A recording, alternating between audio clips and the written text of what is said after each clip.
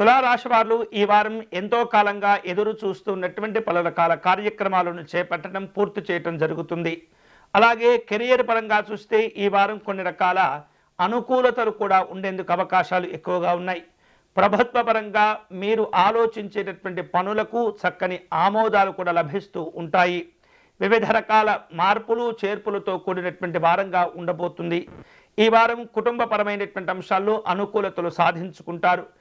పలు రకాల తీర్థయాత్రలు చేసేందుకు కూడా అవకాశాలు కనిపిస్తున్నాయి. జీవిత భాగస్వామితో కలిసి కుటుంబ విషయాలు చర్చించి నిర్ణయాలు తీసుకుంటారు. ఆధ్యాత్మిక దైవచింతన కార్యక్రమాల్లో పాల్గొంటుంటారు. వివిధ రూపాల్లో కీలకమైనటువంటి పలు రకాల సమావేశాలను నిర్వహించుకునే అవకాశాలు కనిపిస్తున్నాయి.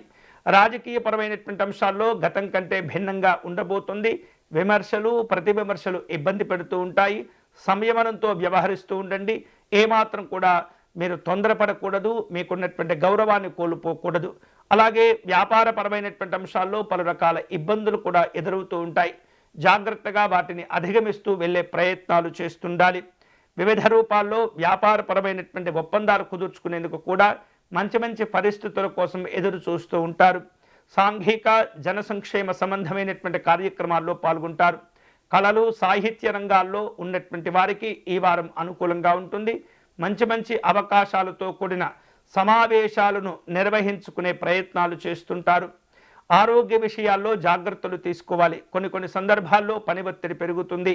అలాగే మితమైనటువంటి ఆహారాన్ని తీసుకోవటం, ఆహార విహారాదుల్లో ఏమాత్రం కూడా లోటు లేకుండా చూసుకోవటం అనేది చాలా తప్పనిసరిగా మీరు పాటించవలసినటువంటి నియమం. తులారాశి వారు ఈ వారం శుభ ఫలితాలను పొందేందుకై పరమేశ్వరుణ్ణి పూజించటం మంచిది.